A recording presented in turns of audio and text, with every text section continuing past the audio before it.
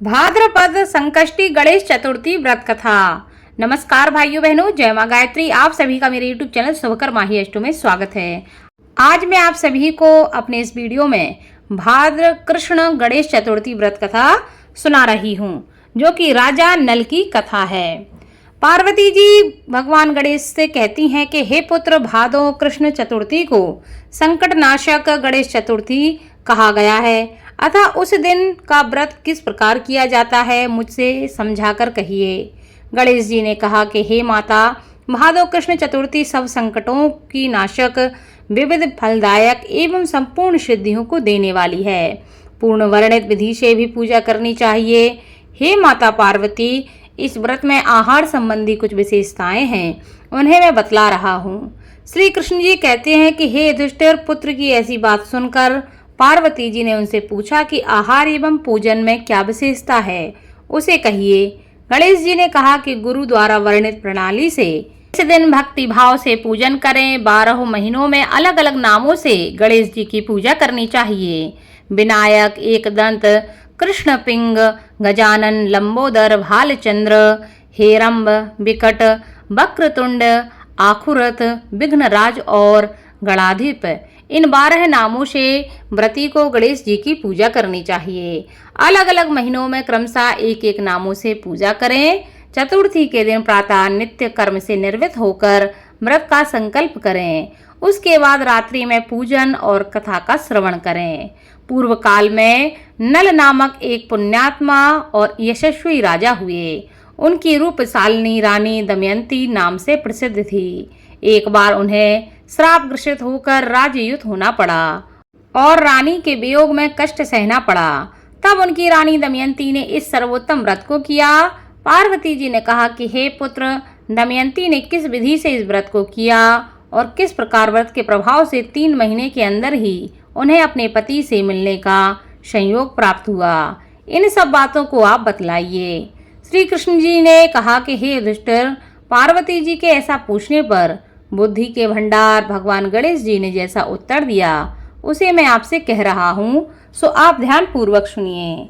श्री गणेश जी कहते हैं कि हे माता, राजा नल को बड़ी बड़ी आपदाओं का सामना करना पड़ा।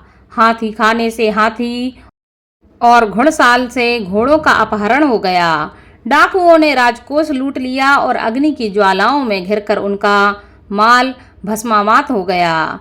राज्य को नष्ट करने वाले मंत्री लोगों ने भी उनका साथ छोड़ दिया। राजा जुए में सर्वस्व गवा बैठे। उनकी राजधानी भी उनके हाथ से निकल गई। सभी ओर से निराश और असहाय होकर राजा नल वन में चले गए। वन में रहते समय उन्हें दमयंती के साथ अनेक कष्ट झेलने पड़े।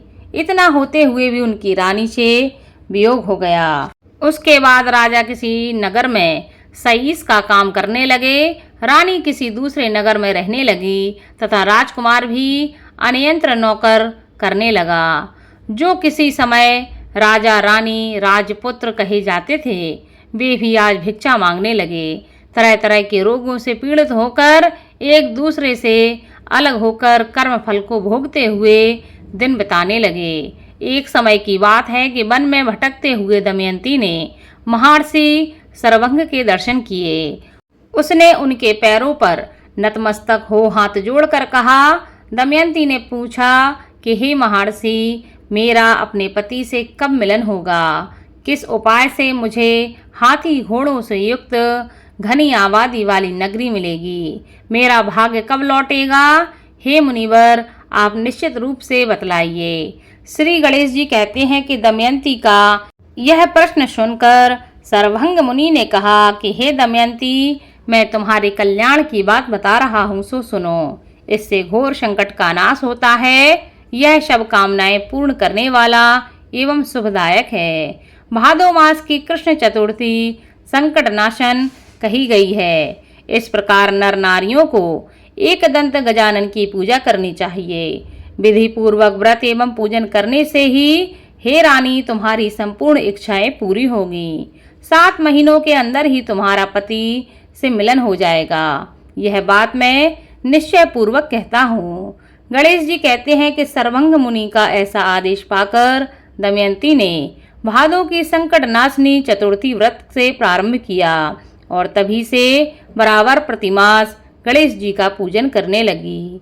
साथ ही महीने में राजन इस उत्तम व्रत को करने से उसे पति, राज, पुत्र एवं पूर्वकालीन वैभव आदि की प्राप्ति हो गई। भगवान श्री कृष्ण कहते हैं कि हे प्रथा, हे पुत्र युधिष्ठिर, इसी प्रकार इस व्रत को करने से आपको भी राज्य की प्राप्ति होगी और आपके सभी शत्रुओं का नाश होगा, यह निश्चय है। हे राजन, इस प्रकार मैंने सभी व्रतों में उत्तम व्रत का वर्णन किया है। यह सब कष्टों का नाश करता हुआ आपके भाग्य में वृद्धि करेगा और आपके जीवन की समस्त मनोकामनाओं को पूरा करेगा और आपके जीवन के संकटों को दूर करेगा। इस कथा को सुनने मात्र से भगवान गणेश की विशेष कृपा मनुष्य को प्राप्त होती है और इस कथा को सुनने तथा सुनाने मात्र से भी भगवान गणेश का मनुष्य को आशीर्वाद प्राप्त होता है। बोलो भगवान गणेश की जय।